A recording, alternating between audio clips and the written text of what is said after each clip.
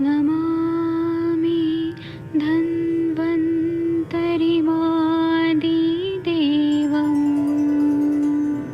सुरासुरैर्वन्दितपादपद्मम् लोके जरारुभयमृत्युनाशम् दातारमीशम् विविधौषधीनां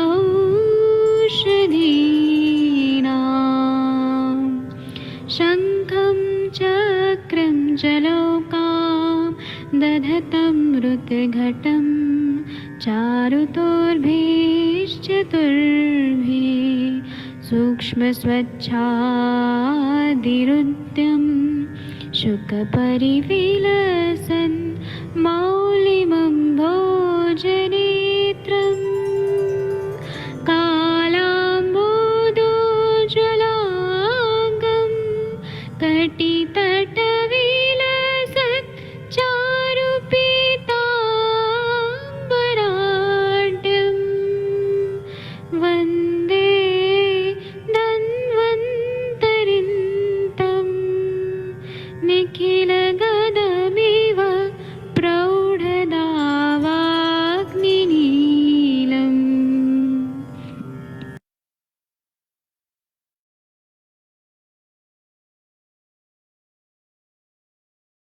कोई भी सपना साकार करने के लिए सबसे जरूरी है सही कोच का होना। चुनिए आयुष दर्पण डिजिटल को और करे अपनी क्लिनिकल आयुर्वेद सीखने का सपना साकार।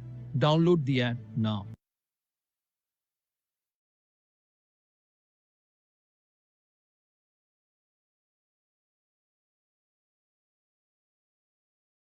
प्रणाम सभी लोगों को। मैं वैद्य अरविंद पाठक पुणे महाराष्ट्र से आप सभी लोगों का स्वागत करता हूं। सभी लोगों को प्रणाम करता हूं। आप सबके सब भारत के सर्वश्रेष्ठ चिकित्सक हैं। सभी लोगों को प्रणाम करते हुए आज हम लोग पित्ताश्मरी जो कॉलीलिथियासिस रहता है उसकी आयुर्वेदिक चिकित्सा हम लोग पढ़ेंगे।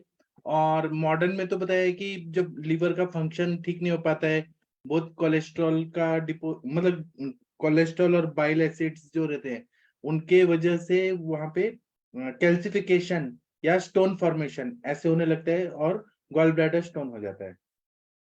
जब हमारे पास पेशेंट आते हैं तो वो डायग्नोसिस करके ही आते हैं आयुर्वेदिक डॉक्टर के पास, पूरा एक्सरे और यूएसजी करा के ही आते हैं। तो उनको क्या क्या सिम्टम्स रहते हैं वो हमें थोड़ा देखना चाहिए और अपना भी डायग्नोसिस थोड़ा होना चाहिए। मॉडर्न डायग्नोसिस है ठीक है, लेकिन अगर पेशेंट को बहुत ज्यादा नौशिया फीलिंग हो रहा है, मतलब हुरलास हो रहा है, कुछ भी खाने का मन नहीं कर रहा है और जी मिचला रहा है बहुत ज्यादा, या फिर पेशेंट को बहुत ज्यादा उल्टी आ रही है, तो हमें समझना चाहिए कि और ऐसे सिम्टम्स रहते हैं पित्ताश्मरी के। इसी तरह से जो राइट साइड का रिब केज है ना, वहां पे बहुत ज्यादा पेन होता है, शूल होता है। जो शोल्डर ब्लेड होता है ना, वहां पे बहुत ज्यादा पेन होता है, दर्द होता है। तो ये बहुत सारे टिपिकल सिम्टम है जिससे हमें पता चलता है कि यहाँ पे इनको गॉल ब्लैडर स्टोन है। फिर एपिगैस्ट्रिक रीजन जो रहते हैं वहां पे जलन रहता है बहुत ज्यादा। एपिगैस्ट्रिक रीजन में बर्निंग भी रहता है, पेन भी रहता है।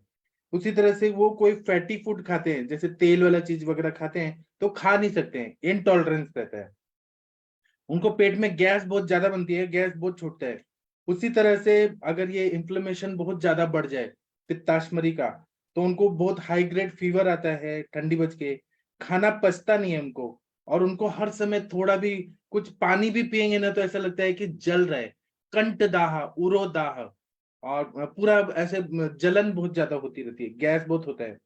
उनका जो मल प्रवृत्ति होता है ना, वो जिस तरह से क्ले रहता है उस तरह का कलर का स्टूल होता है। और उनके पेट में गॉल ब्लैडर रहता है तो वो एरिया में, गॉल ब्लैडर के एरिया में बहुत ज्यादा तीव्र शूल रहता है। कभी कभी कामला होता है, जॉन्डिस हो जाता है।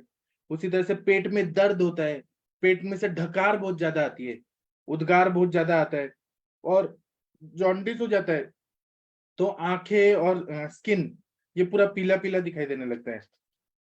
अब ये गॉल ब्लैडर स्टोन जो रहेगा, अगर हमने इसको इग्नोर किया, पेशेंट बर्दाश्त कर रहा है पेन किलर खा के, एंटीस्पास्मोटिक खा के, तो इसके कॉम्प्लिकेशन बहुत ज्यादा हो जाते हैं कि गॉल ब्लैडर में इन्फ्लेमेशन हो जाता है, बहुत ज्यादा सूजन आ जाती है। फिर उसके बाद में वो फट जाता है, स्टोन की वजह से गॉल ब्लैडर फट जाता है, इमरजेंसी कंडीशन आ जाती है। इसी तरह से ऑब्स्ट्रक्शन हो जाता है, बहुत ज्यादा सीवियर पेन होता है सीबीडी में। पैंक्रेटाइटिस हो जाता है, वो इन्फ्लेमेशन बहुत ज्यादा बढ़ेगा तो पैंक्रियास में भी इन्फेक्शन हो जाता है। इंटेस्टिनल ऑब्स्ट्रक्शन होने लगता है। और ये आयुर्वेद के हिसाब से सब साम पित्त जब रहता है अग्निमंद की वजह से, जो पित्त रहता है वो आम युक्त रहता है। और यही कोलेस्ट्रॉल थ्योरी जो है कि कोलेस्ट्रॉल रहता है, फिर बाइल को भी वो बाइल भी अच्छे से नहीं निकल पाता है, और बिलियरी डक्ट में वो प्रॉब्लम रहती है, ऑब्स्ट्रक्शन स्त्रोतोरोध रहता है। ये मॉडर्न साइंस में उसी को हम आम दोष ऐसे बोलते हैं। तो इन सब, और फिस्टुलास भी हो जाता है कभी कभी, ऐसे बहुत सारे कॉम्प्लिकेशन हो जाते हैं। तो हमारे पास पेशेंट किस तरह से आते हैं? पेशेंट जब भी आते हैं ना, तो उनको या तो पेट में दर्द हो रहा है, बहुत ज्यादा सीवियर पेन हो रहा है, उल्टी आ रही है, और फिर हम लोग उनको बोलते हैं कि, या फिर हार्ट में बहुत ज्यादा सीवियर पेन हो रहा है, मतलब वो पेन यहाँ से बढ़ के हृदय तक जा रहा है। तो हम पेशेंट को बोलते हैं कि आप थोड़ा या खाना खाने के बाद बहुत ज्यादा पेन हो रहा है, तो हम उनको बोलते हैं कि आप ना और लीवर के साइड में भी बहुत ज्यादा पेन होता है, पेट में दर्द होता है, कभी कभी पेशेंट का बीपी भी हाई हो जाता है स्ट्रेस की वजह से, नींद नहीं आती है। हम पेशेंट को बोलते हैं कि आप सोनोग्राफी करा के आइए। सोनोग्राफी करा के आते हैं तो उसके बाद में, और ये जो रहता है ना गॉल ब्लैडर स्टोन, ये किसको होता है? तो जो लोग मोटे होते हैं, ज्यादातर, मैं सबको नहीं बोल रहा हूँ, ज्यादातर मोटे लोग होते हैं, या जो फैट का चीज ज्यादा खाते हैं, फैट्स वाला, मेद बढ़ाने वाली चीजें, घी डालडा, ये चीजें ज्यादा खाते हैं, उनको होता है।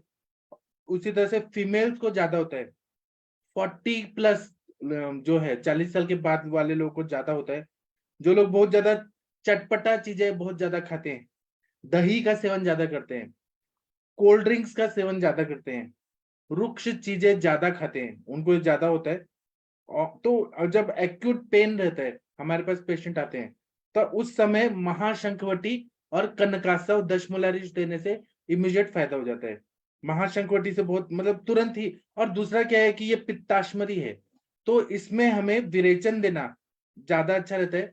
तो विरेचन के लिए हम लोग मृदु विरेचन दे सकते हैं, जैसे कि ये मनुका रहता है, किशमिश, उसको भिगो के रखे पानी में और रात को, और फिर वो रात को दे दें तो सुबह अच्छे से विरेचन हो जाता है। या फिर हम त्रिवित लेहम दे, या फिर हम आमलकी और भूनिम्बादी क्वाथ को पीने के लिए दे दे रात को। आमलकी और भूनिम्बादी क्वाथ ये पित्त का शमन भी करता है और पेट भी साफ करता है। तो विरेचन जो चिकित्सा है पित्ताश्मरी की, वो बहुत ही अच्छी दवाई रहती है। इसी तरह से मैं बहुत सारी दवाइयां बताऊंगा। अब एक ये गाइडलाइन है, ये नहीं है कि यही चीज देना है। अब आपको इससे जो मैं बता रहा हूँ, इनमें से आपको एक चूज करना है कि कौन सी दवाइयां दे सकते हैं। मैं बहुत सारी दवाइयां बताऊंगा। तो अश्मरी अगर देखेंगे ना, तो ये एक तरह से मल से बना हुआ रहता है, एक तरह से साम मल रहता है वो, जो पित्त का पित्ताश्मरी मल है। तो हमें यहाँ पे वो उसको मल को निकालना है, जो वेस्ट है हमारा, हमको नहीं चाहिए, गॉल ब्लैडर स्टोन नहीं चाहिए हमें, मल को निकालना है। तो इसलिए हमें अनुलोमन कभी देना पड़ता है, कभी स्त्रंसन करने वाली दवाइयां, अनुलोमन में हरितकी का प्रयोग करना पड़ता है, या स्त्रंसन के लिए आरगवद आदि कषाय का, आरगवद का प्रयोग करना पड़ता है।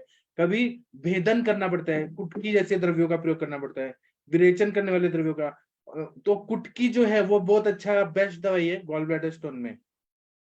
इसी तरह से गोक्षुर आदि गुग्गुल, सूक्ष्म ताम्र भस्म का प्रयोग करना पड़ता है। और अग्नि मंद है तो अग्नि तुंडी वट्टी का प्रयोग करना पड़ता है। और अब क्या है कि ताम्र भस्म आप लोग दे रहे हैं, ताम्र भस्म क्या करता है कि लेखन करता है, जी गॉल ब्लैडर स्टोन है ना, इनको लेखन कर करके मतलब खुरेज खुरेज के निकालता है। लेकिन ताम्र की वजह से कभी कभी किसी को नौशिया फीलिंग होने लगता है, उल्टी जैसा मन होता है, जी मिचलाने लगता है। तो उसका अनुपान क्या रखना चाहिए? तो नींबू पानी, जब भी आप ताम्र भस्म आधा आधा या 1/4 रत्ती की मात्रा में ही देना है। जब हम देते हैं तो नींबू के रस के साथ देना चाहिए। और क्योंकि ना ये ताम्र भस्म में कषाय है, तिक्त है, मधुर है, लेखन करता है, पित्त का विरेचन करता है। इसी तरह से हम लोग कभी कभी कुल्थी का यूज देते हैं अनुपान के रूप में। कुल्थी को आप 2 चम्मच लीजिए, 1 गिलास पानी में डाल के बॉईल कर लीजिए। जब कुल्थी का दाल गल जाए तो वो पानी को लहसुन का तड़का देके, या ऐसे ही घी डाल के, थोड़ा सा घी जीरा वगैरह हींग डाल के, और कुल्थी का यूज देने से, लहसुन डालने से किसी के साथ में नहीं होता, पित्त का वर्धन कर देता है। तो आप सिंपल कुल्थी का जो पानी है वो छान के वो पानी दे दीजिए, तो इससे परिणाम शुल्क, खाना खाने के बाद जो दर्द होता है वो ठीक हो जाता है। आरोग्यवर्धिनी वटी को हम कुमारी ऐसा नंबर 1 के साथ दें, तो आरोग्यवर्धिनी वटी जो है वो क्या करता है, यकृत को उत्तेजना करता है, पित्त का स्त्राव को अच्छा करता है, और अश्मरी पित्ताश्मरी में भी लेखन कार्य करता है, क्योंकि इसमें ताम्र भस्म है, कुटकी है, नीम है, तो ये बहुत बढ़िया काम करता है आरोग्यवर्धिनी वटी। इसी तरह से गोरोचन का, जो गाय का पित्त से गोरोचन निकलता है, गॉल ब्लैडर जो गाय का रहता है, वह सामान्य विशेष सिद्धांत के अनुसार वह बहुत बढ़िया काम करता है। अविपत्तिकर चूर्ण को हम लोग देते हैं, अविपत्तिकर चूर्ण, गोदंती भस्म, त्रिफला चूर्ण, इनको मिक्स करके, इसमें अविपत्तिकर चूर्ण 500 मिलीग्राम, गोदंती भस्म 1 रत्ती मतलब 125 मिलीग्राम, त्रिफला चूर्ण 250 मिलीग्राम, ऐसे मिक्स करके पुड़िया बना ले दो बार सुबह और शाम, तो बहुत अच्छा फायदा होता है। आरोग्यवर्धिनी वटी को 2-2 गोली सुबह शाम देने से बहुत अच्छा फायदा होता है। और जो पेशेंट ने कटु रस का बहुत ज्यादा सेवन किया है, मिर्च मसाला और गरम मसाले और विदाही पदार्थ किए हैं जो पित्त को बढ़ाते हैं, या गुटखा का सेवन करते हैं, तंबाकू का सेवन करते हैं, तो वो चीज बंद करना होता है। और रुक्ष अन्न का सेवन कर रहे हैं तो वो बंद करके, इसमें दाढ़ी मादी घृत बहुत बढ़िया, महातिक्ता घृत, घृत का सेवन करने से जो रुक्षता बढ़ी है और गॉल ब्लैडर स्टोन बने, स्टोन बनने के लिए रुक्षता, रुक्ष गुण बढ़ जाता है बहुत ज्यादा वायु का, तो वहां पे हमें घृत कल्पना देना बहुत जरूरी होता है। दही का सेवन बंद करना पड़ता है, दिन में सोने की हिस्ट्री है वो पूरी तरह से बंद करना पड़ता है। और हम लोग ट्रीटमेंट तो देते हैं, लेकिन अगर ये बहुत ज्यादा बढ़ जाए तो हमें सर्जरी भी कराना पड़ता है, लेकिन अगर हमारी दवाई से हो रहा है तो हम अपनी दवाई का जरूर करना चाहिए, सर्जरी करने के बाद वो बार बार होने का डर रहता है। इसी तरह से नारिकेल लवण, और नहीं तो वो क्या करते हैं, सर्जरी करके वो पूरा गॉल ब्लैडर को ही रिमूव कर देते हैं, वो खतरनाक होता है, क्योंकि उसके कॉम्प्लिकेशन के बाद गॉल ब्लैडर रिमूव कर दिया परमानेंट, तो उसके बाद तो वो पित्त का तकलीफ हमेशा रहता है, तो एंटासिड और ये प्रोटोन पंप इनहिबिटर ऐसे दवाइयां दिया जाता है, जिससे वो पित्त तो कम हो जाएगा, अम्ल पित्त कम हो जाएगा, लेकिन पूरे बॉडी में दाह रहेगा, इनडाइजेशन का प्रॉब्लम रहेगा। तो हमें सर्जरी से अपने पेशेंट को बचाना है। इसके लिए और भी बहुत सारी दवाइयां हैं, जैसे कि नारिकेल लवण, नारिकेल लवण में नारियल आप लीजिए, उसका पानी निकालिए और उसमें नमक भर के और उसको एक पुट्ट दे दीजिए, उससे फिर वो नारिकेल लवण जलने के बाद बन जाएगा। तो इसमें जो सेंधा नमक जो है, नारिकेल लवण का सेंधा नमक जो डाल के बनाया है, वो सूक्ष्म स्त्रोतोगामी होने की वजह से विबंधजित कॉन्स्टिपेशन को दूर करता है, और नारिकेल का जो तेल है और सेंधा नमक, इसकी वजह से स्नेह गुण भी बढ़ जाता है, इसका स्नेहन गुण और स्निग्धत्व भी बढ़ जाता है। तो गॉल ब्लैडर स्टोन में नारिकेल लवण बहुत बढ़िया काम करता है। इसी तरह से इसमें और भी बहुत सारा दवाइयां हैं, जैसे, और ये क्या होता है, पित्ताश्मरी को अगर हम लोग देखेंगे तो आयुर्वेद के हिसाब से बोला है, पित्ताशय गतम पित्तम शुष्कम मारुत कोपतः कुर्यात शुराधिकम घोरम पित्त शोषम तदुच्यते, मतलब वायु का प्रकोप बहुत ज्यादा हो जाता है तो पित्ताशय में जो पित्त है वह सूख जाता है, पित्त जो है सूख जाता है, वो आम युक्त पित्त रहता है, इसकी वजह से वहां पे पित्त का शोष और शूल ये निर्माण होने लगता है। और ये पित्ताशय जो है ये कहाँ पर है, गॉल ब्लैडर, ये समान वायु के क्षेत्र में है, तो यहाँ पे समान वायु का प्रकोप होने की वजह से ये हो जाता है। तो समान वायु को हमें अच्छा करना है, क्योंकि अग्नि सखा बोला है समान वायु को, तो वहां पे हमें सस्नेह गुण का बढ़ाना बहुत जरूरी होता है, इसलिए घृत कल्पना बहुत जरूरी होता है। अगर हमने घृत पेशेंट नहीं खा रहे और ऐसे विकृत फैट खा रहे जो पच नहीं रहे, सामता उत्पन्न कर रहे, उसके वजह से पित्त दूषित हो जाता है और वायु की रुक्षता आती है, और उसके वजह से, और जो कटु विपाक वाले जो द्रव्य रहते हैं, जैसे तेल है, सरसों का तेल बहुत ज्यादा खा रहे हैं उनको 7 महीने तब भी वो खा रहे हैं, और बहुत ज्यादा मात्रा में डीप फ्राइड तेल खा रहे हैं, तो उनको पित्ताश्मरी सबको होगा ऐसा नहीं है, जिसको ख वैगुण्यता होगी उसी को होगा। इसी तरह से मैं और भी बहुत सारी चीजें बताना चाहता हूँ, आप लोग सुनिए। एक है पटोल कटु रोहिण्यादि कषाय, ये आप लोगों ने नाम सुना होगा, पटोल कटु रोहिण्यादि कषाय, सहस्त्र योगम में इसका उल्लेख मिलता है और आप लोगों ने नाम भी सुना होगा।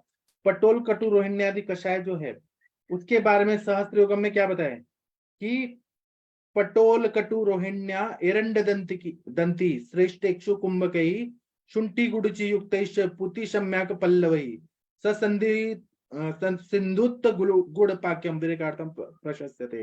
इसमें पटोल मूल है, कटु रोहिणी मतलब कुटकी है, एरंड है, दंती है, फिर इक्षु है, शुंठी गुड़ची है, तो और ये गुड़ युक्त कषाय रहता है, कुछ लोग गुड़ डालते हैं, कुछ लोग बिना गुड़ का पटोल कटु रोहिणी आदि कषाय बनाते हैं। तो यह जो है वो विरेचन के पर्पज से प्रयोग करते हैं, और विरेचन का मतलब पित्त को पूरी तरह से शुद्ध करना है, कोष्ठ से पूरी तरह से शुद्ध करना है। इसलिए पटोल कटु रोहिणी आदि कषाय जो है वह सबसे बेस्ट दवाई है हमारे पित्ताश्म गॉल ब्लैडर स्टोन में।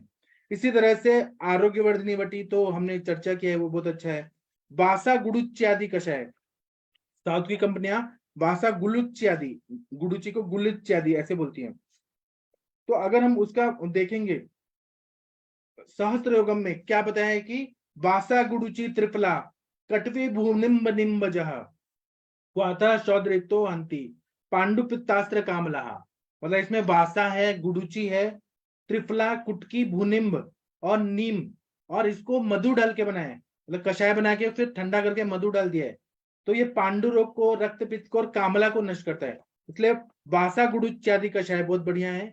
फिर दशमूल हरित की अवलेहम, अवलेह फॉर्म में आता है दशमूल हरित की अवलेहम, यह अनुलोमन करता है और ये जो पित्ताश्मरी है उसको पूरी तरह से डिजोल्व करता है। दशमूल हरित की लेहम, यह बहुत बढ़िया काम करता है। फिर दाढ़ी मादी घृतम, यह बहुत बढ़िया काम करता है, स्नेहन करके उसको स्टोन को मतलब वहां पे रुक्षता है उसको कम करता है, पेन को भी कम करता है।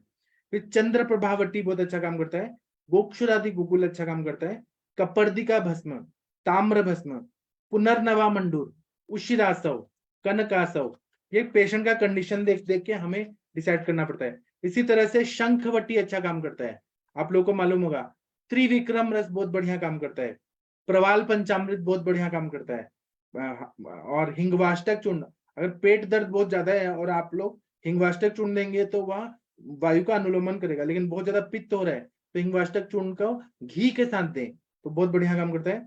उसी तरह से अविपत्तिकर चूर्ण को रात को रोज दें तो उससे पित्ताश्मरी में बहुत अच्छा फायदा होता है। इसी तरह से पाषाण भेद जो है वह बहुत अच्छा काम करता है। हल्दी, कुमारी, गोक्षुर, कलौंजी, काली मिर्च, भूम्यामल की, मंजिष्ठा, भृंगराज, यह जो है यह बहुत बढ़िया काम करता है। और अभी आप लोग भी बताएंगे, लेकिन मैं और भी बहुत सारा चीज बताना चाहता हूँ कि ये सारी दवाइयां है ना। और वरुणादि कषाय, वरुणादि कषाय में वरुण की छाल है, पाषाण भेद है, शुंठी है, गोक्षुर है। वरुण त्वक शिलाश भेद शुंठी गोक्षुर कही कृतः कषाय शार संयुक्त शर्करांच भिन्नत्यपि, मतलब और इसमें यवक्षार का प्रक्षेप डाला हुआ है। वरुण छाल, पाषाण भेद, शुंठी और गोक्षुर, इसको काढ़ा बनाना है और पानी हम 16 गुना पानी लेते हैं, उसको बॉईल करके 1/4 करते हैं और उसमें यवक्षार का प्रक्षेप डाल के इसका प्रयोग करते हैं तो पित्ताश्मनी में बहुत अच्छा काम करता है। इसी तरह से अपने ग्रंथों में और खासकर चक्रदत्त नाम की पुस्तक में वीर तरादि गण बताए हैं। वीर तरह सहचरो दर्भो वृक्षादनी नलह गुंद्रा काश कुशाब अश्म भेद मोरट टुंटुका कुरुंटिका च वशिरो वसुका साग्निमंतका इंदिवरी स्वधर्षा च तथा कपोत वक्त्रका वीरतरादि रितेश गणो वात विकारणुत अश्मरी शर्गा मूत्र कृच्छाश घात रुजापहा। तो इसमें वीरतर है, कटसरैया है, ऐसे बहुत सारे द्रव्य हैं। वीरतरादि गण जो है यह इसके कषाय मिलते हैं, यह बहुत अच्छा पित्ताश्मरी में, गॉल ब्लैडर स्टोन में अच्छा काम करता है। वरुणादि गण अच्छा काम करता है। कुलथी का सिद्ध किया हुआ घृत है वह बहुत अच्छा काम करता है। वरुण घृत बहुत अच्छा काम करता है। इसी तरह से त्रिविक्रम रस, त्रिविक्रम रस बनाने के लिए क्या बताया गया है ग्रंथों में कि मृत ताम्र मर्जार शीरही पाच्यम तुल्यम गते द्रवे तत्ताम्रम शुद्ध शुद्धम च गंधकम च समम समम निर्गुंडी स्वरसेर मध्यम दिनम तत्र गोलकी कृतम यामेकम वालुका यंत्रे पक्त्वा दत्वार्ध गुंजकम बीज पुरस्त मूलम च सजलांच अनुपानेत पायेत रसस्त्रिविक्रमो रस नाम शर्कराश्मरीम जयेत। मतलब ताम्र भस्म में समान मात्रा में बकरी का दूध मिला देना है और अग्नि पे पकाना है। जब दूध का द्रव भाग उड़ जाए तो उसको निकाल देना है और उसमें पारा और गंधक का कज्जली मिक्स कर देना है, फिर उसमें ताम्र भस्म मिला देना है, फिर निर्गुंडी के पत्तों का रस से 1 दिन तक मर्दन करना है, फिर वालुका यंत्र में 1 प्रहर तक पाक करना है, मतलब 6 घंटे तक पाक करना है। और उसके अनुपान में बदल बदल के, जैसे कि त्रिविक्रम रस के साथ में कोई तिल तेल का प्रयोग करते हैं, कोई कनकासव का प्रयोग करते हैं, कोई लहसुन का जो छिलका, लहसुन का अंदर का भाग होता है उसको तिल तेल में भून के और त्रिविक्रम रस के साथ देते हैं। कुछ लोग बोलते हैं बिजोरे का जड़ का रस, बीज पूरक रस उसके साथ देते हैं, और तो ये पित्ताश्मरी को पूरी तरह से नष्ट कर देता है। अब पित्ताश्मरी है, और इसमें हम लोग और भी बहुत सारे देते हैं, पाषाण भेदाधिकृत देते हैं, बहुत बढ़िया काम करता है।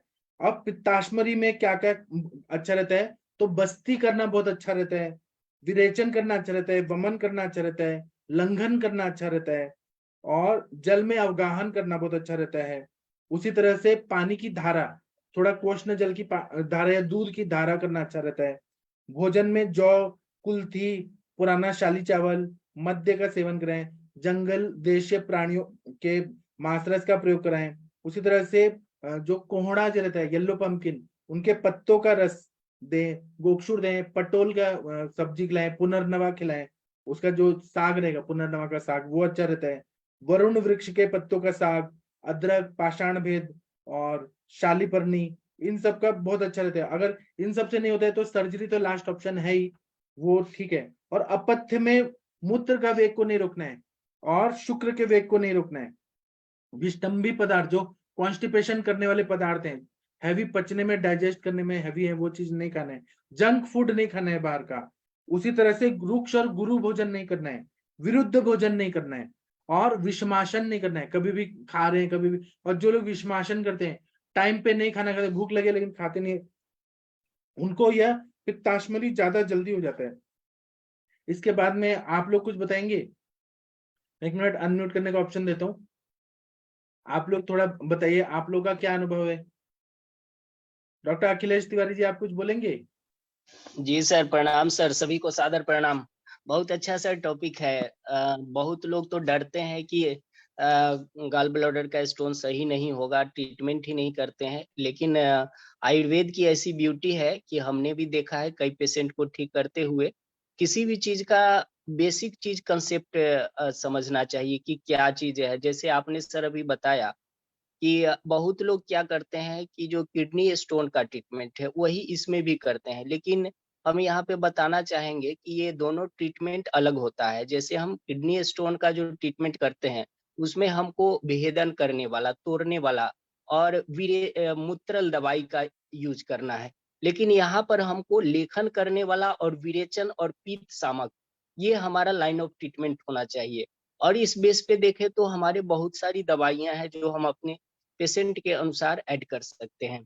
और आपने सर बताया है कि फीमेल को मेल की अपेक्षा ज्यादा होता है, तो उसका एक कारण जैसा कि मैं समझता हूँ, हमारे शास्त्रों में भी बोला गया है कि याम मध्यम न भुक्तव्यम याम युग में न लंघियेत। मतलब यहाँ जो आप एक और चीज सर बोले हैं कि पित्त का सूखना, तो पित्त के सूखने का मतलब है कि अगर हम लंबे समय तक कुछ नहीं खाते हैं तो लीवर से जो सीक्रेट होकर पित्त जो ब्लैडर में स्टोर होता है वो फिर सीक्रेट रिसीक्रेट होकर हमारे जेजुनम वगैरह में नहीं आता है।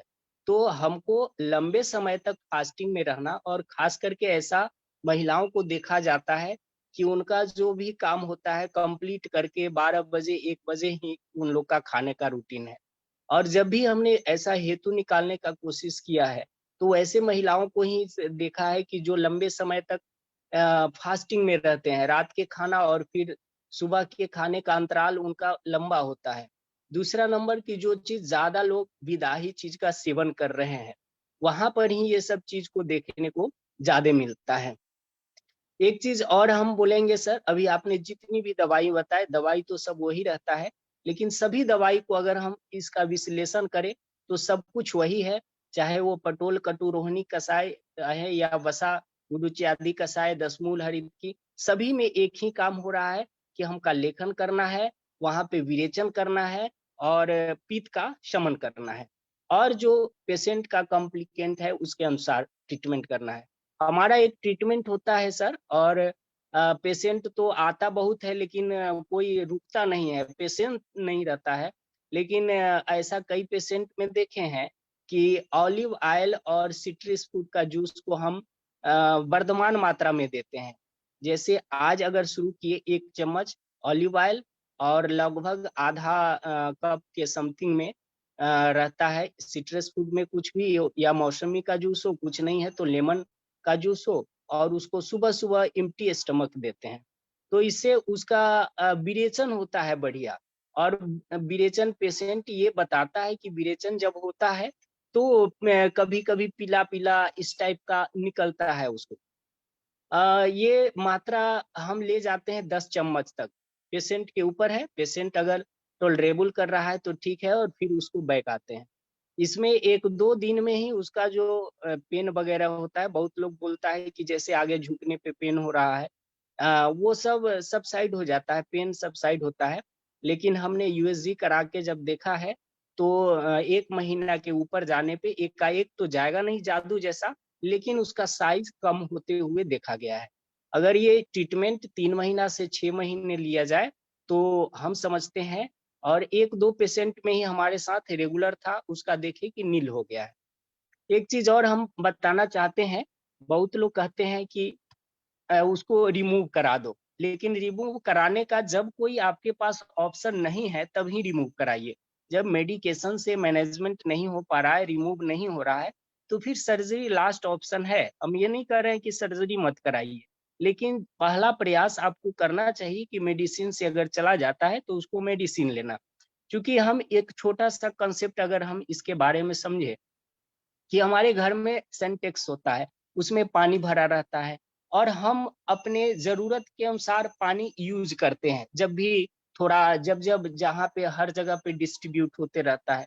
लेकिन वही अगर हमारे घर में पानी स्टोर करने वाला चीज नहीं है, तो हर एक काम के लिए अगर हमको मोटर चलाना पड़ेगा, तो आवश्यकता हमको 1 गिलास पानी का है और 1 बकेट पानी हमारा मिसयूज हो जाएगा।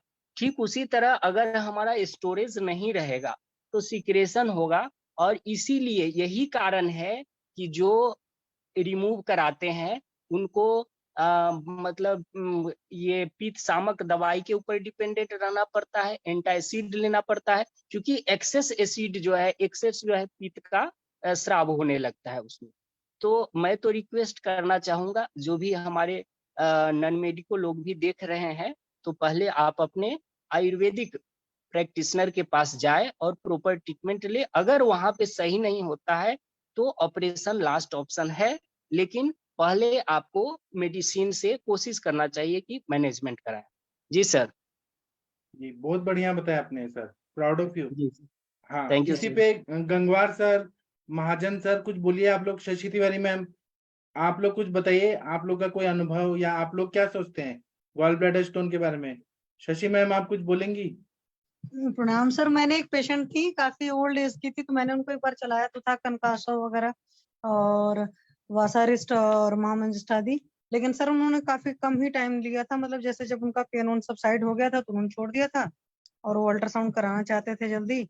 मैंने कहा नहीं मैम, एटलीस्ट मिनिमम 3 मंथ तो चलाने के बाद लें। तो इस वजह से मैं सर कमेंट नहीं कर सकती अभी कि कितना रिजल्ट आया। हाँ, उनके पेन वगैरह सबसाइड हो गए थे सर।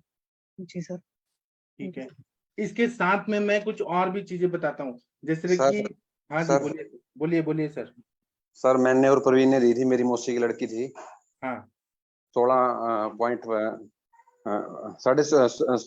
कुछ की थी गॉल ब्लैडर स्टोन, और 1 महीना 15 दिन में उसकी 8 पॉइंट कुछ की रह गई थी। जी, क्या क्या दिए थे सर? सर ये सेम ही दिया था जो सेम आप बोल रहे हो ना, सब कुछ सुबह जैसे सेब का जूस सुबह में, और ये सारी टोटल सारी मेडिसिन है, और उसके टोटल जितने भी परहेज थे सारे उन्होंने अच्छे से किए थे, और सारा दिनचर्या और रात्रिचर्या सारी बिल्कुल फॉलो की थी। 1 महीना 15 दिन, कुछ 15 दिन से शायद 4-5 दिन और ऊपर होंगे बस। उन्होंने तो अल्ट्रासाउंड करवाया था तो 8 पॉइंट कुछ आई थी, 16 पॉइंट कुछ थे, तो आधी खत्म हो गई थी 1.5 महीने में। तो उन्होंने दोबारा फिर वो रिलैक्स मिल गई, पेन ज्यादा हो रहा था उसको, पेन ज्यादा होने की वजह से वो रिलैक्स हो गई थोड़ा सा, भाई आधी खत्म हो गई। फिर उसने उनको ना थोड़ा कम तवज्जो दिया, वो रिलैक्स होने के बाद, रिलीफ होने के बाद उसने कम तवज्जो दिया, तो फिर वो उसने दोबारा नहीं उपयोग की मेडिसिन। जी, और इसमें और क्या क्या दे सकते हैं? तो जो एप्पल का जो ये होता है ना विनेगर, वो उसका जूस वो दे सकते हैं, वो बहुत अच्छा काम करता है। फिर वो जैतून का तेल जो रहता है, वो ऑलिव ऑयल, वो बहुत अच्छा काम करता है। हजरल यहूद भस्म बहुत अच्छा काम करता है। फिर पतंजलि का अश्मरी भेदन चूर्ण आता है, कुछ अश्मरी चूर्ण, वो अच्छा काम करता है। और इसी तरह से अकीक भस्म अच्छा काम करता है, ताम्र भस्म अच्छा काम करता है। और आप लोग और बताइए, पाषाण भेदादि चूर्ण बहुत अच्छा काम करता है। आप लोग का कोई और एक्सपीरियंस है तो बता सकते हैं। लेकिन ये ठीक हो जाता है गॉल ब्लैडर स्टोन। वहां पे अगर बहुत ज्यादा पेन हो रहा है ना, तो कनकासव से वो डायलिटेशन होता है, तो धीरे धीरे रिस विरेचन करा के शुद्ध शेखर रस, स्वर्ण शुद्ध शेखर रस, ये सब देके हम लोग काफी हद तक ठीक कर लेते हैं इसको। आप लोग का कोई और अनुभव है तो बता सकते हैं। डॉक्टर परवीन कश्यप जी, आपका कोई अनुभव है क्या? और हरिहर सर, आप बताइए सर। ऐसा वो गोल्ड ब्लैडर स्टोन में एप्पल देते हैं और एप्सम सॉल्ट, जी तो उसके बाद हरा कलर का उसको ऐसे होता है, जी पीत हरा कलर का निकलता है लेटरिन। जी, और 1-2% को दिया है और वो ठीक भी हुआ है। हुआ है ना सर? जी। और किसी का कोई अनुभव है तो शेयर करिए। आयुष दर्पण का प्लेटफॉर्म आप सभी को चांस देता है बताने का अपना अपना नॉलेज। आकाश जैन जी, आप कृपया बताइए। गंगवार सर, कृपया बताइए, आपका कोई अनुभव है क्या? डॉक्टर अनुराग कुमार जी, डॉक्टर पांडा जी, कुछ बोलिए आप प्लीज। हरीश बत्रा जी, आपका क्या सर एक्सपीरियंस? नमस्कार सर, मेरे को ये पूछना था सर, हाँ। डायबिटिक वाले पेशेंट में हम वासोडाइलेटर हम दे देंगे सर? आपने वासा वाले कनकासव, वो बताया ना नहीं सर? नहीं नहीं, वो है ना वासा, हम लोग कनकासव नहीं देंगे सर। हाँ सर। शुगर को तो हमें मेंटेन रखना है, तो हम वासा गुडुच्य आदि कषाय या फिर पटोल कटोरोहिण्य आदि कषाय वैसे देंगे। अच्छा अच्छा। हाँ। और आपका कोई अनुभव है क्या हरीश बत्रा जी? नहीं सर, मेरे पास अभी एक पेशेंट चल रहा है सर, मेरा बेंगलोर से है, उसको मेडिसिन भेजी हुई है, अभी देखो 1 महीने बाद ही पता लगेगा। क्या तो क्या 1 दिए महीना हो गया वो उसके तो पास। बताइए, क्या क्या दिए वो तो बताइए सर। सर सेम यही है जो आपने बताया ना, ये जो डाला हुआ था इसमें सेब का जूस, जो सारा का सारा सेब, वो पीछे हमने फार्मूला बनाया हुआ ना सर, सेम वही दिया था।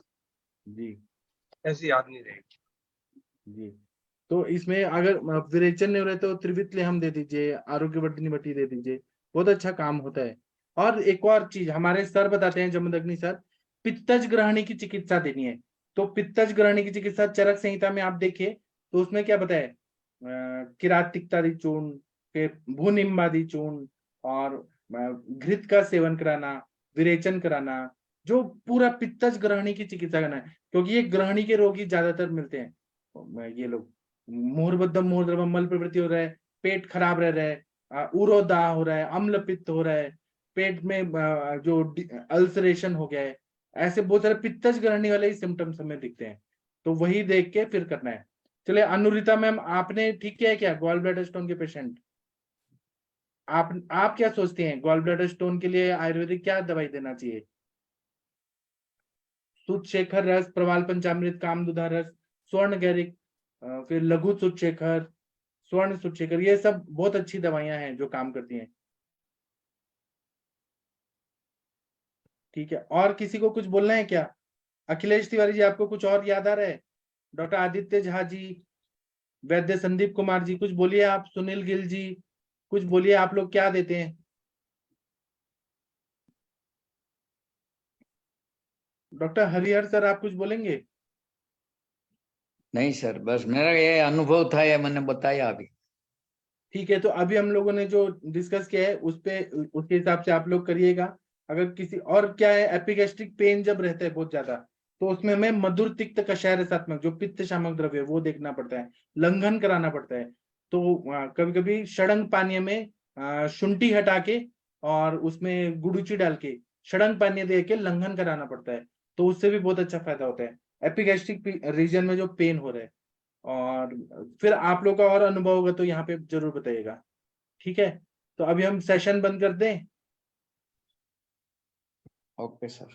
हाँ ठीक है, आप लोग पेशेंट देखिए और कोई भी केस आप ले लीजिए, और आप लोग जहां पर भी अटकते हैं, अगर नहीं समझ आ रहा है तो आप हमसे पूछिए, हम आपको जरूर सपोर्ट करेंगे। हेलो प्रणाम सर। हाँ सर, बताइए सर। मैं डॉक्टर अनुराग दमोह से बोल रहा हूँ सर। हाँ सर, आ, बताइए। मैं सर आपके साथ जुड़ा हूँ। लगभग ट्रीटमेंट हम लोग सभी डिसीजों का करते हैं। जी सर। सर आपसे जुड़ के बहुत अच्छा लगा सर आज। जिस प्रकार की आपने सर ट्रीटमेंट के बारे में बताया है, ये कुछ जी कुछ तो मैं देता था और बड़ा जी फायदा भी होता था इसमें। मैं जी चाहता हूँ सर आपसे हमेशा के लिए जुड़ा रहूं। ठीक है जी सर, इसके लिए बहुत बहुत धन्यवाद। पहली बार जुड़ा हूँ सर, इसके लिए सभी वैद्य को धन्यवाद सर। स्पेशली आपको बहुत बहुत सर, प्रणाम सर। आपको कैसा लग रहा है आयुष दर्पण से जुड़ने के बाद? यहाँ कोई चीज किसी ने छुपाया है क्या? आप देखिए, हम सब बता देते हैं, सर हम कुछ नहीं बहुत अच्छा छुपाते। लग रहा है सर, बहुत अच्छा लग रहा है सर, बिल्कुल सर। सर बहुत बहुत धन्यवाद सर, बिल्कुल हमें इस इनसिक्योरिटी फील नहीं होते कि अगर मैंने फॉर्मूला बता दिया तो आपके पास पेशेंट आएंगे, मेरे पास नहीं आएंगे। ऐसा कभी नहीं होता है, मेरे फुल पेशेंट रहते हैं। नहीं सर, इनसिक्योरिटी। कभी ऐसा हमने सोचा भी नहीं है। ना जैसे वैद्यों से मैं जुड़ा हूँ, कभी उन लोगों ने ऐसा किया भी नहीं है सर मेरे साथ में। जी ईश्वर की दुआ से सर सभी लोग सपोर्टिंग थे मेरे साथ वाले। जी और यूएस निगम साहब के साथ में मैं बहुत सालों से जुड़ा हुआ हूँ। जी। आयुष दर्पण से भी मैं बहुत कोरोना काल से जुड़ा हुआ हूँ सर मैं। अच्छा। लेकिन हाँ, थोड़ा देरी हो गया है। थोड़ा पारिवारिक स्थिति के कारण से देरी हो गई है कि आपसे नहीं जुड़ पाया सर मैं, इसलिए जी माफी चाहता हूँ। और कंटिन्यू हर मंथ आपके साथ रहूंगा सर मैं। प्रणाम सर। जी। एक और चीज मुझे बोलना है कि सर इसमें गोरोचन मिश्रण जो है, गोरोचन, गोपित्त जो रहता है, गाय का जो पित्त रहता है, वो चूर्ण मिलता है। 250 मिलीग्राम को 2 बार दूध के साथ मिक्स करके अनुपान के साथ लें, तो वो बहुत बढ़िया काम करता है। समान से समान समान, मतलब जो भी बाहर चीज है वही चीज उसको डिजोल्व करके निकालने में सहायता करता है। दूसरा क्या करना है कि गोक्षुरादि गुग्गुल को 250 मिलीग्राम 2 2 गोली दिन में 3 बार गर्म पानी के साथ लेना है। तीसरा, जो पर्ण बीज पत्र रहता है, जिसको मराठी में पानफुटी बोलते हैं, जिससे पत्ते से ही वो सब निकलने लगता है, पर्ण बीज का स्वरस को ले, तो ये बहुत बढ़िया काम करता है। इसी तरह से दीपन पाचन अनुलोमन के लिए शुंठी का प्रयोग करें। नागर मोथा, शंख भस्म, यष्टि मधु, इंद्र यवादि चूर्ण, इसको लें गर्म पानी के साथ। और कभी कभी पेट साफ नहीं हो रहा है, कॉन्स्टिपेशन है बहुत ज्यादा, तो एरंड तेल में शुंठी डाल के गर्म पानी के साथ रात को लें, तो ये बहुत अच्छा काम करता है। दूसरा क्या है कि हमें अगर गॉल ब्लैडर स्टोन में व्रण हो गया है, तो रक्त स्तंभन और व्रण रोपण होना चाहिए। उसके लिए हम लोग जैसे सूक्ष्म त्रिफला, एकेटी, अमृता गुगुल, कैशोगो त्रिफला गुगुल, वो उसका प्रयोग कर सकते हैं। और कोशिश करें कि सर्जरी तक न जाना पड़े। पेशेंट अगर इनिशियल स्टेज में हमारे पास आ जाता है तो हम अपनी दवाइयों से ठीक कर देते हैं। आप लोग कंचन सूर्यवंशी मैम को जानते होंगे, वो 26 ईयर से पतंजलि में काम कर रही हैं और पतंजलि की दवाइयां यूज कर रही हैं। और वो सिंपल सिंपल हजरल योद्ध भस्म, अश्मरी हर चूर्ण, फिर ताम्र भस्म, पतंजलि की कितनी सस्ती दवाइयां आती है, फिर उसके बाद में अकीक भस्म, ये सभी दवाइयां देती हैं और वो एकदम निकल जाता है। सुचेकर रस, आरोग्यवर्धिनी वटी, एकदम सिंपली और ठीक हो जाते हैं पेशेंट। और मैडम के पास पूरा डॉक्यूमेंटेशन भी है कि ये कितने कौन सा पेशेंट बंद? आए और 3 महीने में पूरा ठीक हो गए। बंद कौन सा है, खोल कौन सा? हाँ, तो उनसे जरूर आप लोग मिलिए। वो इधर अभी थोड़ा एमडी कर रही है, तो यहाँ थोड़ा कम आती है। लेकिन उसी तरह से धमासा का प्रयोग कर सकते हैं। गुडुची, मनुका, यष्टि मधु, मिश्री का काढ़ा के साथ में सुचेकर रस देने से। सुचेकर ऐसे ही नहीं देना है, सुचेकर को गुडुची, धमासा, मनुका, यष्टि मधुर, मिश्री का काढ़ा मिक्स करके और फिर बनाने से और फिर वो देने से बहुत अच्छा फायदा होता है। सबसे मेन है कि जो हेतु सेवन है वह बंद होना चाहिए। रात्रि जागरण ना हो, पित्तवर्धक आहार विहार, जंक फूड, ये सब न खाएं। और पेट भर के न खाएं, आधा पेट खाएं या हल्का खाना खाएं। और पेशेंट सभी को ये बोलना है, सभी पेशेंट को आप लोग ये बोलिए कि अति मात्रा में खाना न खाएं। भले वो कम खाना खाएं, 4 बार खाएं, लेकिन थोड़ा थोड़ा खाएं। अगर वो ज्यादा खाते हैं तो संतर्पण जन्य सारी व्याधियां होती हैं और वो पित्त को दूषित करता है, लीवर पे लोड लाता है पूरा। इसीलिए कम खाना खाने को बोलिए। कम खाना खाने से कोई नुकसान नहीं होता है, ज्यादा खाना खाने से ही नुकसान होता है। ज्यादा ठीक है, खाना खाने से सर दर्द होता है उसको ज्यादा। पचता ही नहीं है वो, और हाँ, वो पता ग्रहणी नहीं, दर्द भी ज्यादा होता है और उल्टी जैसा लगता जी सर है। जैसे पर्ण खाना बीज कम मतलब खाना पाषाण भेद सर? जी सर। पर्ण बीज अर्थात पाषाण भेद? नहीं नहीं, पर्ण बीज मैं फोटो भेजूंगा। सर आप पर्ण बीज जानते हैं अखिलेश तिवारी जी? एक नया शो प्लांट रहता है, मनी प्लांट जैसा, जिसमें पत्तों से ही वो, अगर आपने वो पत्ते तोड़ के रख दिया ना नोटबुक में, तो वहां से ही रूट निकलने लगता है, पर्ण बीज। ऐसा पाषाण भेद में भी होता है सर थोड़ा? कई पाषाण कई भेद में भी होता है, लेकिन वो अलग चीज होता है। सर। पर्ण फुटी। हाँ, जी त्रिविक्रम रस के बारे में अनुरिता मैम हमने बता दिया। पर्ण फुटी करके है, पर्ण बीज, आप गूगल पे सर्च करिए, आपको मिल जाएगा फोटो। वो बहुत अच्छा पित्ताश्मरी के सबसे बेस्ट दवाई, लेकिन वो ज्यादा अगर खाया तो वो उल्टी भी करा देता है, मनोपग होता है। प्रणाम सर, बहुत बहुत धन्यवाद सर। जी, और किसी को कुछ बोलना है, पूछना है? सर पित्तज ग्रहणी में घृतपान करने। हाँ, पित्तज ग्रहणी में घृतपान बोला है सर। आप शंखवटी या आरोग्यवर्धिनी वटी देके थोड़ा दीपन पचन करें, आम का पचन हो जाएगा, सामपित्त का। और उसके बाद में दाढ़ी मादी घृत बहुत अच्छा रहता है, शतावरी घृत, उसी तरह से गुगुल तिक्त घृत, महातिक्त घृत, ये सब जो है ना, महानिम्बादी घृत, घृत तो देना ही चाहिए। ज्यादा भूख लगे तब दे। हाँ, नहीं तो आप सुबह भूखे पेट दे दीजिए, और जब 9-10 बजे तक पच जाए, वो पच जाए, भूख लगे, तब फिर खाने को दीजिए। स्नेह पचना चाहिए। और ज्यादा घी नहीं देना है, 2 चम्मच 3 चम्मच 4 चम्मच मैक्सिमम, ज्यादा नहीं देना है। कॉन्स्टिपेशन रहता है ना, इसलिए सुबह में दे तो अच्छा। हाँ सर, और क्या है, वो अश्मरी को डिसॉल्व करने में सहायता करता है। ठीक है सर, तो अभी हम सेशन बंद करते हैं। और भी कुछ आएगा आप लोग के दिमाग में तो आप लोग आइएगा जरूर। हाँ, देखिए अनुरिता मैम ने चैट बॉक्स में लिखा है। अनुरिता मैम, आप इसको थोड़ा बोल देंगी क्या? बायरोफाइलम पिनाटम, इसको पर्णफुटी बोलते हैं, बायरोफाइलम पिनाटम करके लैटिन नेम अनुरिता मैम ने डाल दिया है। हाँ, बोलिए मैम। बायोफिल्म पिनाटम है सर, इसकी काफी सारी वैरायटीज है, लेकिन इसको अगर आप बहुत अच्छे से यूज करते हो तो इसका स्वरस ही बहुत अच्छे से काम आता है। अभी ये बहुत कालबाई हो गया, आप सिर्फ एक पत्ता भी लाते तो भी कंप्लीट इसका ये आप निकाल सकते हो। बाकी तो आप जो पारंपरिक चिकित्सा है वो बता ही रहे हैं। ठीक है, तो अभी हम सेशन बंद कर दें Anurita ma'am? Okay. Yes sir, thank you sir. अब हम 8:15 पे मिलेंगे क्लिनिकल संभाषा में। तब तक के लिए प्रणाम, और सभी लोग का प्रैक्टिस और बढ़े, ऐसा हम लोग शुभकामना देते हैं, और आगे बढ़िए आप लोग। प्रणाम थैंक सर, यू, प्रणाम। प्रणाम सभी लोग को, प्रणाम।